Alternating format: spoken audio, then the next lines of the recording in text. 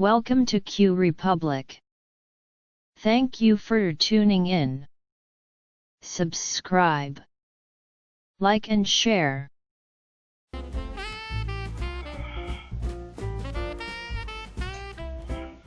Welcome back to Q Republic. Today is December 21st, 2020, Monday. Cash dividend of 45 cents per share and buyback program of up to 5 billion pesos for Pure Gold. 200 million pesos out of 300 million pesos has already been paid by the investor group led by Mr. Marvin Del Cruz for PHA. And ASEN's SRO will start on February 1st up until February 5th. And BSC's trading has been suspended. M2DC will acquire 9 billion shares.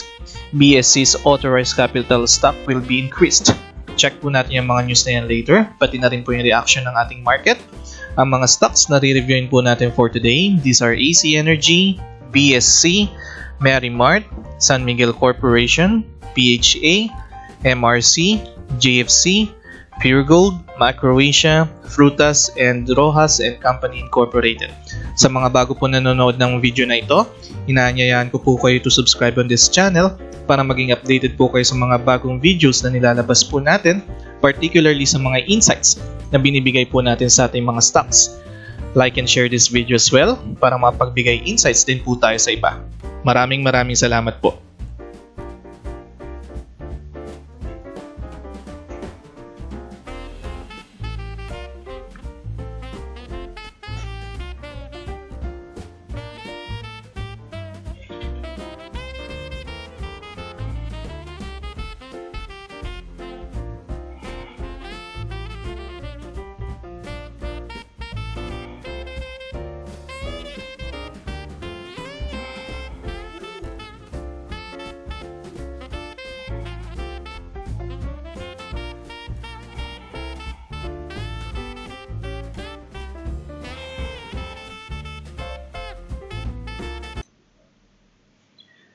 ASEN closed today at 7.15. Meron po tayong pagtaas na 8.33% sa kanya from its previous closing price na 6.60. Trades natin 9,790 and net foreign na positive 14.42 million. So today is our second consecutive trading day and double digits po yung pumasok dito kay AC Energy sa ating net foreign indicator. Check lang po natin itong news natin galing sa edge.pse.com.ph for ASEN. So this is regarding stock rights offering. And as of the moment, meron na po tayong record date na 13 January 2021. Bale, ang ex-date po natin will be January 8, 2021. So sa ngayon po, isa po ito sa mga indicators na pwedeng tumulong mag-push ng price ni AC Energy pataas hanggang January 8 kasi or hanggang January 7 kasi ito po yung time kung saan yung mga gustong mag-participate sa ating SRO, kailangan bumili po sila ng mga shares ni AC Energy hanggang January 7 kasi pagdating ng January 8 hindi na po sila maka-qualify for having the rights to buy the SRO, and then thereafter on the record date January 13 dun na parang i-check kung sino po yung mga qualified for the SRO. So bali ang mangyayari po, meron pong dalawang round kung saan i-offer itong si SRO. So sa mga previous na review po natin kay AC Energy, na-cover po natin yun, merong total ng 2 billion shares na i-offer sa market for those qualified na bumili ng SRO. So ito po is 1 share for every 1.11 common shares for the amount of 2.37. So nasa ngayon yun for 2.37 per share for every 1.11 common shares. And then kung may matitira po dito sa mga shares na to, kasi syempre yung mga shareholders natin hanggang 1.11 lang per share yung pwedeng bumili ng 2.37 per share. So pag may mga natira, i-re-offer po sa kanila yon for the second round of offering. Then thereafter, kung may natira pa rin, yung joint lead underwriters na po na sila BPI and China Bank na po yung magkukonsume.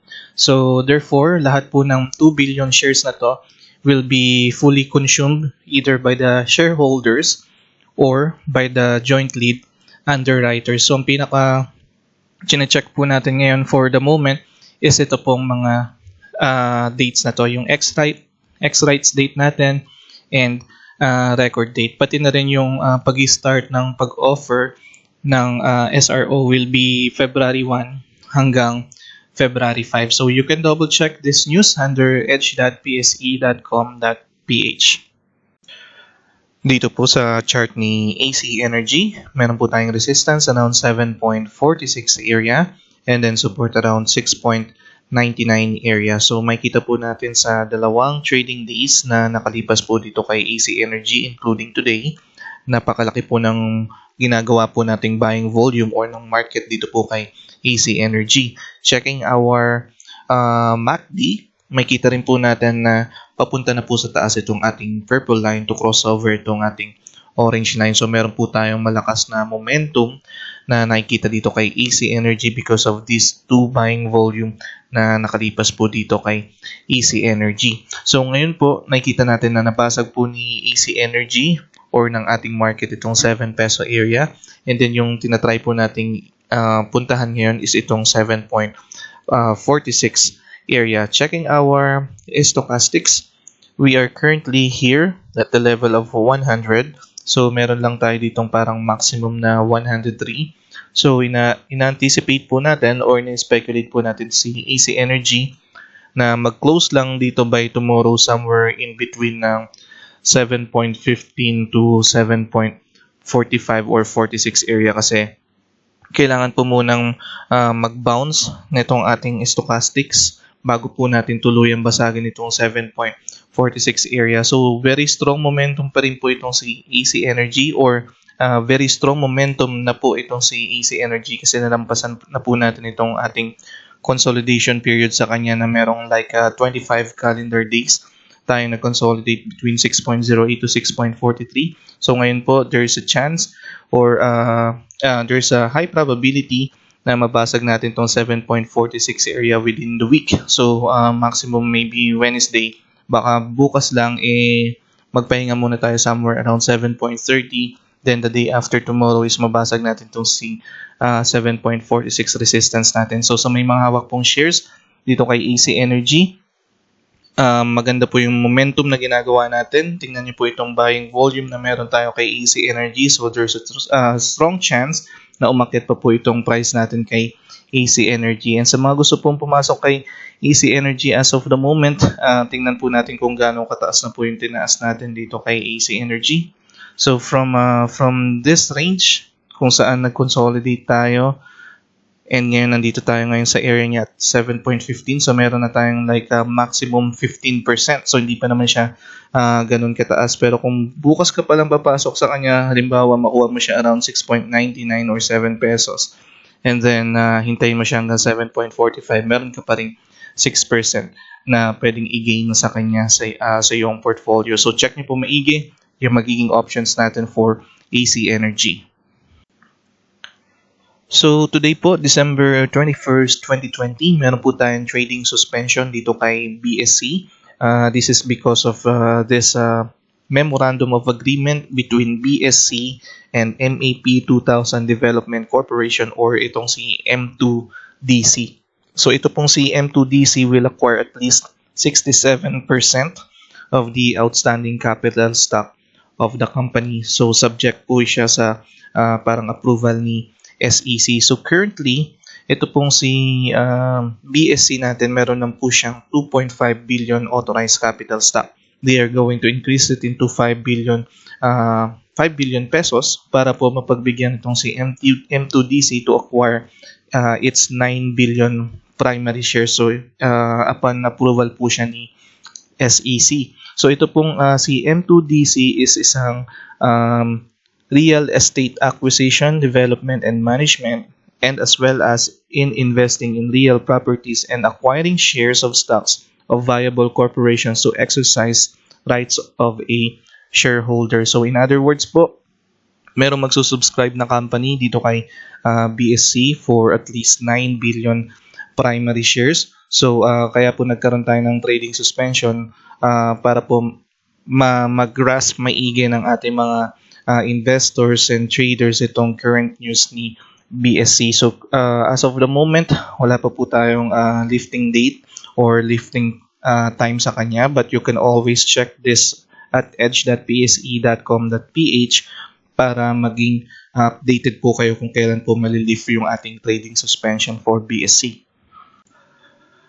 Dito po sa chart ni BSC, the last time na nireview po natin itong si BSC is tinake note po natin itong ating dalawang rejections na nakikita sa kanya kasi nagkakaroon po siya ng rejection upon reaching itong 0.48 area. However, because of the recent information na nakuha po natin kay BSC na meron nga po mag-acquire na real estate company ng common shares na ito ni BSC, magandang points po yun para po sa ating market or para po dito kay BSC, and inaasahan po natin na pwede na pong umangat itong si BSC at least 0.54 or maximum na 0.59 upon resuming. So kung natatandaan po natin yung nangyari din kay MRC, pero ito naman kasi kabaligtaran, si MRC naman yung nag-subscribe doon nga kay Kerberos.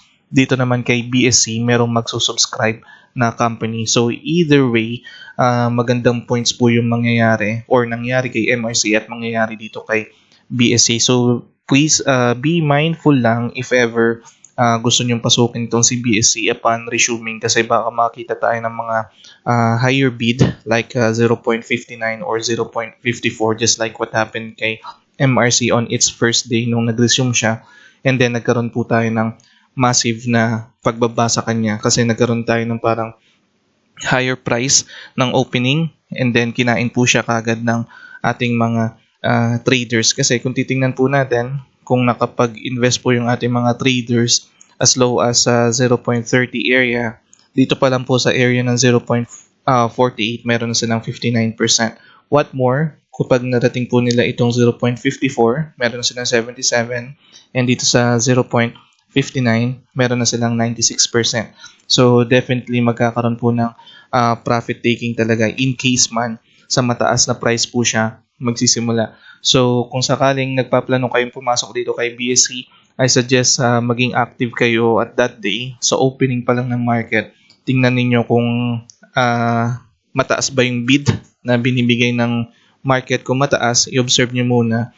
And then kapag nagkaroon na lang ng pinaka-lowest or pag nagkaroon tayo ng red candlestick sa pinaka-lowest, doon kayo mas magandang kumuha sa kanya para hindi kayo maipit sa tuktok just in case. So check nyo po maigi yung naging news natin dito kay BSC and plan nyo po maigi yung magiging trading nyo dito kay BSC. Kung meron kayong trading plan currently, I suggest i-revisit ninyo, then re-evaluate. Consider nyo po itong mga points dito around 0.54 and 0.59 na ating mga resistance. So check nyo po maigi yung magiging options natin for BSC.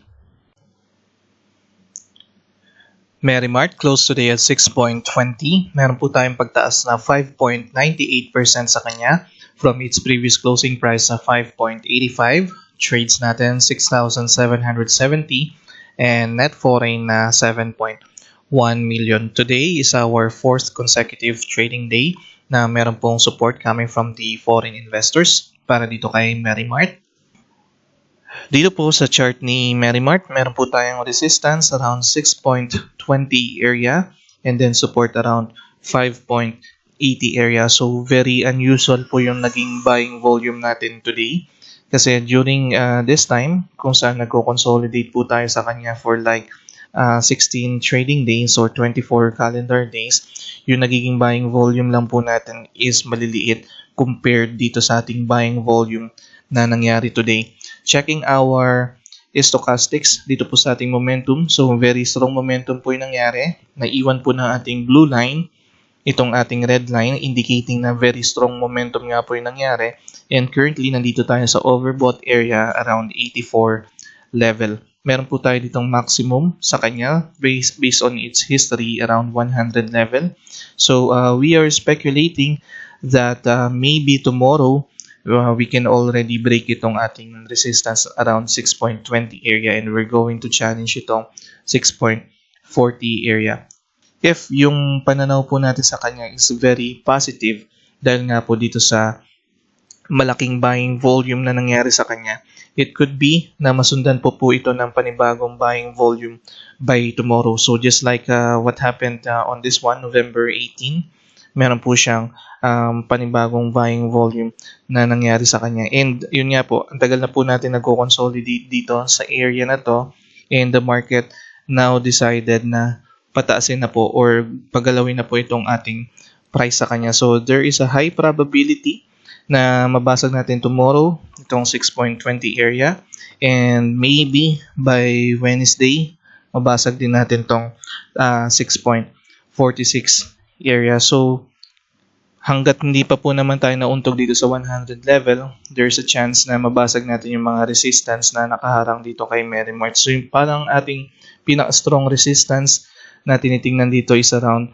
6.68 area. So kung saan nagkaroon po tayo ng parang price rejection sa kanya or pag-compress ng ating candlestick dito sa ating chart. So kung bukas ka palang papasok sa kanya and then you are planning to trade hanggang 6.68, meron ka namang parang maximum na 6% na pwedeng i-gain dito kay Mary Mart. Pero kung nakasalo ko po sa kanya kanina, hanggang sa pinaka-low niya, meron ka na pong 12% na pwedeng i-gain hanggang dito sa 6.68 area. So, overall, maganda naman po yung mga indicators na pinapakita natin dito, pati yung volume ni Mary Mart. So, pataas pa rin po yung price na nakikita natin or na-speculate natin dito kay Mary Mart. So, check niyo po maigi yung magiging options natin for Mary Mart.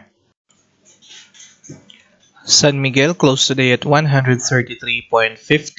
Meron po tayong pagbaba na 3.82% sa kanya from its previous closing price na 138.80. Trades natin 1,160 and net foreign na negative 2.48 million. So today is our second consecutive trading day na wala pong support and laging million po yung lumalabas dito kay SMC. Dito po sa chart ni SMC, meron po tayong resistance around 134 area and then support around 126 area. So last Friday po, nagkaroon tayo ng first sign of weakness dito kay SMC kung saan hindi po natin kinayang basagin itong 140 area and na-compress down po tayo and na-close tayo dito around 138.80 area. The first time na trinay po natin at i-attempt itong 140 area was actually this one, November 23rd. Pero kasi yung range nito, nandito pa siya between 126 to 134. So yung pinakamalapit na attempt na ginawa natin dito sa 140 area was December 15. So nagkaroon na rin po tayo ng first sign of weakness dito. Then nasundan po siya ng second sign of weakness. And then nagkaroon naman tayo dito ng parang pagiging stable sa kanya around 137 kasi nagkaroon tayo ng green candlestick. And then, we re-attempted na basagin pong itong 140 area last Friday. Pero hindi pa rin siya kinaya. And nagkaroon nga po tayo ng price rejection. And then today, napaka-massive po ng price rejection na nangyari dito kay SMC. So, checking our stochastics, makita po natin na sobrang strong po ng momentum pababa na ginawa ng ating market today. Na-cross down po itong ating red line and naiwan po siya, and currently nandito po tayo sa 42 level area. Checking our history dito sa ating stochastics, if we are going to try to draw a trend from September 23rd up until today, makita naman natin na nare-respect naman po ito ng ating market. The last time na nag-dip tayo dito sa ating parang support na trend line sa ating stochastics was November 23rd. And then ngayon, nakita tayo ng pag-dip na naman po dito sa ating trend line dito sa ating stochastics. However, we still need to be mindful. So kahit po meron tayong support dun sa ating stochastics, we still need to be mindful kasi medyo unusual po yung nangyaring selling candlestick for the past how many days rin. Kasi last time na nagkaroon tayong malaking selling candlestick was December 4. If we're going to check itong ating chart, this was the time na nagkakaroon tayo ng consolidation. Nagkaroon man tayo ng malaking selling volume, pero lumalaban po yung ating mga buyers maintaining ito nga pong consolidation. So maliit ng candlestick lang po yung ginawa natin sa kanya. This time, malaking selling volume, then malaking red candlestick din po. So what we're trying to say is that we have to be cautious kasi pwede pa siyang masundan ng panibagong selling candlestick tomorrow. If we're going to check our chart, meron tayo dito parang support or should we say na mahinang support around 132 kasi meron pa rin chance na mabasag ito ng ating gagawin candlestick sa kanya by tomorrow pababa. And kung nakikita natin tong week na ito nung candlestick natin noong December 23rd or December 3rd, meron siyang low as 131. So baka makita natin yung week ng ating candlestick tomorrow as low as 131, then magkaroon tayo ng bounce back from this area hanggang dito sa ating resistance around 134. So pero napakababa lang yan, 2.55% lang. So we are speculating ba ang magkaroon muna tayo ng consolidation dito kay SMC. Masyado matindi yung resistance natin around 140 area. And then today, nagkaroon din tayo ng resistance around 134 area. So we can speculate na baka magkaroon tayo ng consolidation dito kay SMC dito sa area na to. So yan po yung mga kailangan nating tingnan kay SMC just in case meron tayong hawak na share sa kanya or just in case gusto natin pumasok dito kay SMC. So the only thing na pwede natin magawa ngayon kung papasok pa lang tayo kay SMC is to observe. Medyo unstable yung ating candlestick as of the moment. Again, we have a rejection, strong rejection around 140 area. And then meron na rin tayong rejection around 134 area. We're going to challenge now itong next support natin na 132. Pero base po dito sa candlestick na ginawa natin, medyo weak ito. And pwede natin makita yung ating candlestick sa mga susunod na araw as low as 131 pesos. So check nyo po maigi yung magiging options natin for SMC. PHA closed today at 1.03. Meron po tayong pagtaas na 1.98% sa kanya from its previous closing price na 1.01. Trades natin 3,120 and net foreign na negative 1.93 million. So today is our third consecutive trading day na wala pong support coming from the foreign investors and puro millions po yung lumalabas dito kay PHA for the past 3 trading days. Check lang po natin itong current news natin for PHA. So December 18, 2020, payment of 130 million equity infusion from the new PHA investor group. On December 17, 2020, PHA received the second tranche of equity infusion amounting of 113 million pesos from the investor group led by Mr. Marvin de la Cruz. So 67% of the minimum cash portion of the consideration or 200 million pesos out of 300 million pesos has already been paid by this new PHA investor nga po. And also, makita po natin dito sa meeting nila noong December 18, 2020. So meron pong increase of companies authorized capital stock po silang pinaplano. And yung breakdown nga po nito is nandito po. Dito po yung information natin. Pero ang pinaka-importante lang po na kailangan nating malaman dito is bakit po ba sila nag-increase ng authorized capital stock? Magkakaroon po ba ng infusion?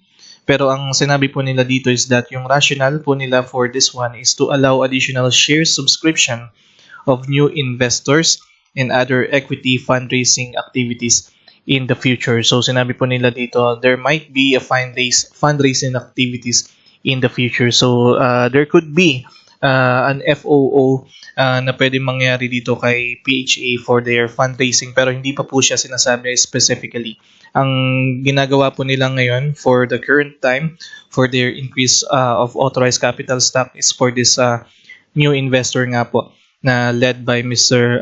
Marvin de la Cruz. And in the future, of course, all of the companies naman po pwede pong magkaroon ng fundraising activity. So, depende po sa gagawin nila kung kagaya po ba ni Ascento na magkakaroon ng stock rights offering or kagaya po ni PHR before na magkakaroon ng follow-on offering. So, yun pa po yung mga titingnan natin sa kanya. Pero for the moment, this is for indication lang po nung our new investor for PHA. So, you can double check this news under edge.pse.com.ph.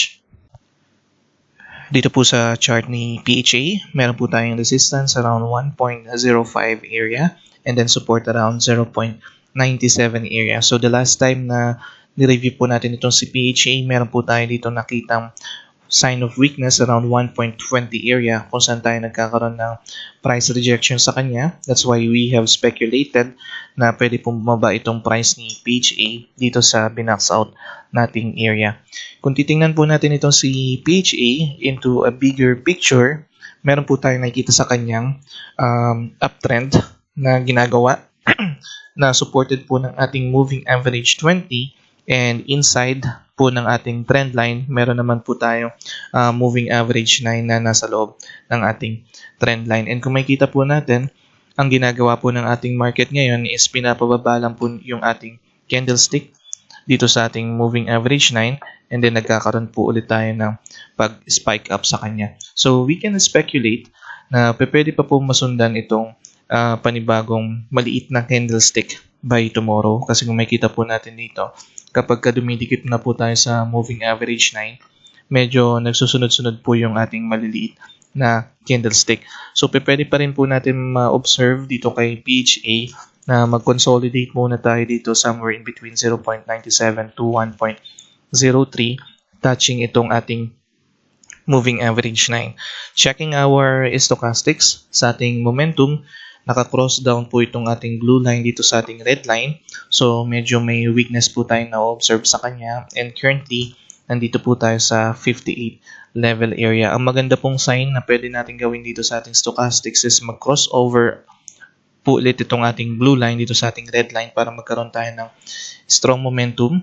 And because meron pa tayong parang weak momentum as of the moment, we can still speculate na for this week is mag-consolidate muna tayo dito sa area na to, dito sa binax out nating area. Pwede tayo magkaroon ng low around 0.96 or 0.95 yung mga buntot natin in the intraday. Pero pretty much, overview naman or overall naman ito ni PHA, up pa rin naman yung ating mga indicators. So, this is actually the best time kung saan tayo pwede mag-add up or accumulate shares dito kay PHA. Same thing sa mga gustong pumasok kay PHA. The lower, the better natin siyang pwedeng makuha dito around 0.96 or 0.95 area para kapag nag-bounce back na po siya or ready na ma-break itong 1.20 area is mas magkaroon tayo ng magandang position sa kanya. Kasi imagine kung nakuha na kayo dito around 0.97, upon reaching pa lang itong 1.20 area, meron na kayong pwedeng i-gain na 23%. So, check niyo po maigi yung magiging options natin for PHA. MRC closed today at 0.64. Meron po tayong pagtaas sa kanya na 4.92% from its previous closing price na 0.61. Umakyat po tayo today hanggang 0.67. Trades natin 5,040 and net foreign na 5.12 million. So, today is our third consecutive trading day na meron pong support coming from the foreign investors and puro millions po yung pumapasok kay MRC. Dito po sa chart ni MRC, meron po tayong resistance around 0.67 area and then support around 0.61 area. So the last time na ni-review po natin itong si MRC, because of the price rejection na nakikita natin dito kay MRC, we have speculated na pwede pa po tayong bumaba dito kay MRC. So, what happened today was bumaba tayo hanggang 0.58. Pero very active pa rin po itong si MRC. Meron tayong 5,000 trades today. And napataas po natin si MRC hanggang 0.67 and then nag-close po tayo sa 0.64. So, hindi na po nasundan yung pagbaba ng ating price. Na bumaba lang po siya hanggang 0.58 pero napacket na po siya. And then kung makikita natin, for the past 3 trading days or 2 trading days, napatigil po yung parang selling volume neto ni MRC and nagkaroon na po tayo ng panibagong buying volume, and hindi lang po siya basta-bastang buying volume, napaalaki pong buying volume yung pumasok dito kay MRC. Checking our stochastics dito po sa ating momentum, hindi pa po nagko-close down itong ating blue line dito sa ating red line, and actually nagkaroon siya ng bounce back from this area 54, and then nandito na siya ngayon sa 66. So wala pa po tayo sa overbought area, pero very strong momentum po yung nangyari dito sa ating stochastics nung nag-resume na po itong si MRC. So we can now speculate na strong na po itong ating support around 0.61 level, and we're going to challenge itong 0.67 area. For me, I think pwede pa rin natin mahuli ito si MRC around 0.60 or 61 by tomorrow, just in case gusto niya palang pumasok sa kanya. And then pwede kayong tumarget sa kanya dito around 0.67, kung saan pwede kayong magkaroon ng 9% gain. So kung gusto natin siya makuha dito around 0.59 or 58, medyo malabo siya kasi malaking buying volume or malaking green candlestick na po yung meron tayo dito. So we can only speculate na baka around 0.61 or hanggang 0.60 natin siya makuha kung by tomorrow pa lang tayo papasok sa kanya. Pero pretty much, pataas pa rin naman itong tinatakbo ni MRC.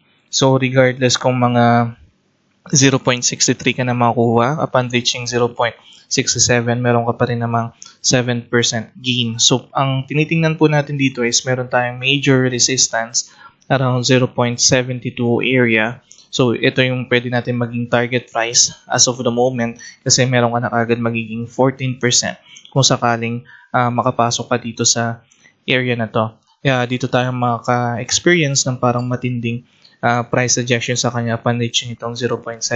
And also, kung titingnan din natin to si MRC into a big picture, meron naman tayong uptrend na ino-observe sa kanya bago pa man tayo magkaroon ng parang trading suspension dito kay MRC, and today nasa ilalim na po or nasa loob na po ulit tayo ng ating trend line sa kanya. So ito yung pwede nating maging guide. Makita natin ngayon na bumalik na po ito si moving average 9 dito po sa ating trend na nakadrawing sa kanya. So meron po tayong pataas na price na tinitingnan dito kay MRC. So sa may mahawak pong shares kay MRC, you still have an option to hold. Sa mahawak ninyo shares, meron pa rin tayong tinitingnan dito na 0.72 area na reward, or actually pwede pa rin natin siya mabutas, pero we are just speculating upon reaching this again, kasi na-reach na natin siya noong December 17. Pag na-reach natin siya ulit, pwede tayong magkaroon ng parang correction or swing low sa kanya bago natin basagin ulit itong 0.72 area. Sa mga gusto pa rin pong pumasok dito kay MRC, I don't think it's too late yet. Mas maganda, mas mababang presyo siya makuha, 0.60 or 0.61, mas maganda. So check niyo po maigi yung magiging options po natin for MRC. JFC closed today at 201.80. Meron po tayong pagbaba na 1.08% sa kanya from its previous closing price na 204. Trades natin 2,980, and net foreign na negative 39.15 million. So from December 10 up until December 21st, wala po tayong support coming from the foreign investors, and puro double digits in the million po yung lumalabas kay JFC as of the moment. Dito po sa chart ni JFC, meron pa rin po tayong resistance around 209 area, and then support around 201 area. Checking our momentum sa ating pong stochastics, makita po natin na naka-cross down pa rin po itong ating blue line dito sa ating red line. So medyo mahina po yung momentum na nakikita natin kay JFC today or this past few days dito kay JFC, and currently nandito po tayo sa 63 level. So very weak po si JFC as of the moment. And yung last time na ni-review naman po natin to si JFC, we are seeing a pattern dito po sa chart ni JFC na kapag po nagkakaroon tayo ng pagtaas dito kay JFC, nagkakaroon tayo ng swing low dito sa ating moving average 9, and nagkakaroon tayo parang actually ng maximum na tinatamaan nitong si moving average 20. So for today, makikita po natin na we almost touch itong si moving average 20, and we have put a box here kung saan pwede nating i-speculate na makita yung mga candlesticks or mga next candlesticks na gagawin na ito ni JFC. So, basta po nandito po sa box natin yung ating mga candlestick. Ito po yung good time kung saan tayo pwedeng mag-add up ng shares dito kay JFC kung sakaling naglo-long term tayo sa kanya, or kung may hawak kayong shares and then gusto nyo mag-add up ng shares dito kay JFC, ito po yung magandang area kung saan nabubutas po niya pababa itong ating moving average 9, and especially kung mabubutas niya po pababa itong ating moving average 20. So sa may mga gusto rin pong pumasok kay JFC, this is the best time habang nagko-consolidate po siya pababa bago po siya magkaroon ng bounce back ulit and basagin itong 209 area. The next area that we are targeting is actually 216. So kung sakaling makuha po kayo dito as low as 201, upon reaching 216, meron kayong pwedeng expect na gain around 7%. Pero just mind you, hindi siya madalian, hindi siya 2 or 3 days or 4 days lang na pwedeng makuha. It may take at least a week or for 2 weeks bago kayo maka-experience ng 7% na gain, kasi makita natin sa pattern ni JFC, unti-unti niya pong inaakyat yung kanyang resistance level, and then unti-unti po rin siyang bumababa dito sa kanyang support level, touching itong moving average 9 and moving average 20. So blue chips po, hindi po siya ganun kabilis umaakyat at hindi ganun kabilis bumababa. So more on accumulating shares yung pwede natin gawin sa ating mga blue chips, just like ito pong si JFC. So check niyo po maigi yung magiging options natin for JFC. Pure Gold closed today at 40.50. Meron po tayong pagtaas na 0.37% sa kanya from its previous closing price na 40.35. Trades natin 2,330 and net foreign negative 89.32 million so far from November 27 up until today, December 21st. So almost a month wala po tayo support coming from the foreign investors, and may mga double digits and may mga triple digits in the millions po yung lumalabas po dito kay Pure Gold. Check lang po natin itong news galing kay edge.pse.com.ph, December 21, 2020. This is regarding with the result of December 18, 2020 Pure Gold meeting. So in-increasean po nila yung kanilang dividend into 45 cents, which has a record date of January 8, 2021, and yung kanilang payment date po will be on January 29, 2021. Plus, there will be a renewal of the buyback program of up to 5 billion for another year. So, good points po ito na pwede natin gawing indicator para po sa paghatak ng price nito kay Pure Gold. So, una po is ito na nga po, take effect na po itong ating dividend information for Pure Gold, and then we are waiting for the buyback program ni Pure Gold for the amount of 5 billion pesos. So you can double check this one under edge.pse.com.ph. Dito po sa chart ni Pure Gold, meron pa rin po tayong resistance around 41 peso area and then support around 39 peso area. Si Pure Gold po still very weak pa rin po yung pinapakita ng ating market or ng performance nito ni Pure Gold, and currently nandito pa rin po tayo sa ating oversold area, and we are trading here at the 9 level area, and then makikita nga po natin meron tayo ditong support around negative 1, and dito po sa ating stochastics makikita po natin na meron tayong mga lower highs na nakikita sa kanya. So kahit po sa ating stochastics pinapakita na meron tayong weakness na nakikita dito kay Pure Gold, pero ito pong si Pure Gold for the past few days is very active. So just like today, 2,330 po yung ating naging trades dito kay Pure Gold. So meaning to say marami pong nag-aabang dito sa range na to between 39 to 41 area. Could be nag-accumulate sila ng shares, nagre-ready kung sakaling tataas na po itong si Pure Gold. Pero as of the moment, wala pa tayong makitang sign kung kailan po tataas itong si Pure Gold. And kung sakali man makuha kayo dito sa 39 area, and then pwede kayo mag-target dito around 44 area. Pwede kayo magkaroon ng 10%, or kung sakaling dito kayo nakuha, meron kayong mga 9% na pwedeng expect naman na gain dito kay Pure Gold. So again, na-observe po natin itong si Pure Gold nung nabutas niya na po pababa itong ating 41 peso area is nagiging very active na po siya and marami na pong sumasalo sa kanya. That's why makita natin nagiging consistent itong mga volume natin ngayon. Though selling volume sila, pero napaka-active po niya. So marami pong sumasalo at this time. And meron po tayong nakitang dividend information dito kay Pure Gold. So meron tayong ex-date dito na January 5, 2021. So this could be one of our indicators na pwedeng gamitin, na pwedeng maisip natin na pwede siyang magkaroon ng dividend play. So pwede itong tumulong sa kanya para mag-push up ng price. Pero pretty much, puro weakness pa rin po yung nakikita natin chart-wise. So check nyo po maigi yung magiging options natin for Pure Gold. And kung gusto mo naman pumasok dito kay Pure Gold, this is the best time na pwede tayong pumasok kay Pure Gold. So check nyo po maigi once again yung magiging options natin for Pure Gold. Macro Asia closed today at 7.32. Meron po tayong pagbaba sa kanya na 2.40% from its previous closing price na 7.50. Trades natin 2,220 and net foreign na negative 433,000. So today is our third consecutive trading day na wala pong support coming from the foreign investors. Dito po sa chart ni Macro Asia, meron po tayong resistance around 7.45 area and support around 7.20 area. Checking our stochastics, we are currently here sa level 3 ng ating stochastics. So nasa oversold area po tayo.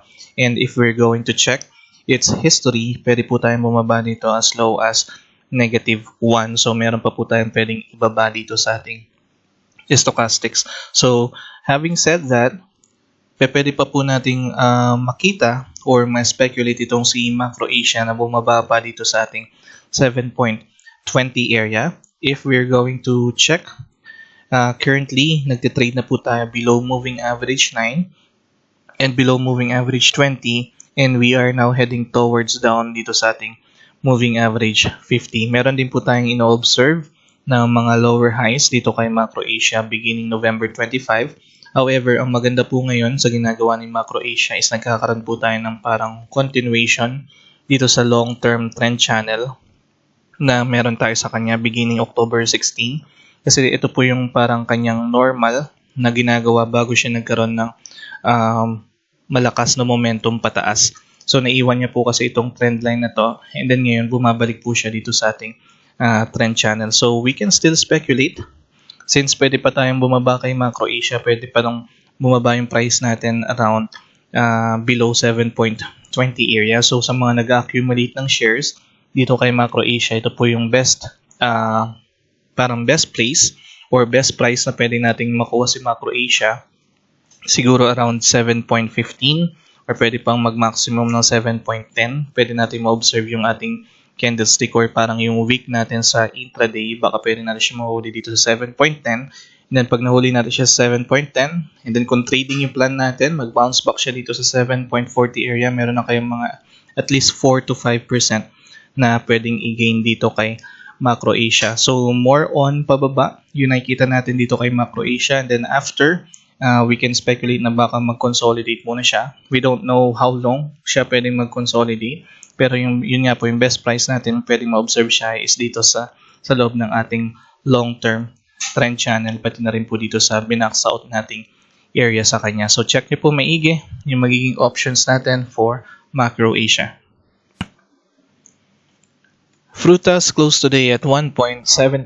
Meron po tayong pagbaba na 1.65% sa kanya from its previous closing price na 1.82. Trades natin 1,020 and net foreign na negative 10 million. So after po ng 6 million na pumasok sa atin ng Friday, meron po tayong 10 million na paglabas today for Frutas. Dito po sa chart ni Fruit, meron po tayong resistance around 1.80 area and then support around 1.73 area. So today, nagkaroon po tayo ng high around 1.82 and then yung low natin was 1.73. 74. So again, ito pong si Fruit, meron po tayong ino-observe sa kanya na uptrend. Meron po tayong trading channel dito supported by the moving average 20. And so far, normal po yung nagiging galaw ng ating mga candlesticks, especially supported po sila ng ating moving average 9. So we are speculating, last time na ni-review po natin itong si Fruit is baka mag-consolidate tayo near the resistance level 1.83 bago po natin siyang basagin kasi nauntog na nga po tayo dito noong December 18. So baka 2 or 3 days more bago natin basagin itong 1.80 area. Checking our stochastics, we are currently here at the level 76 and medyo yumuyuko po itong ating blue line dito sa ating red line. So indicating na meron po tayong first sign or sign of weakness na nakikita sa kanya.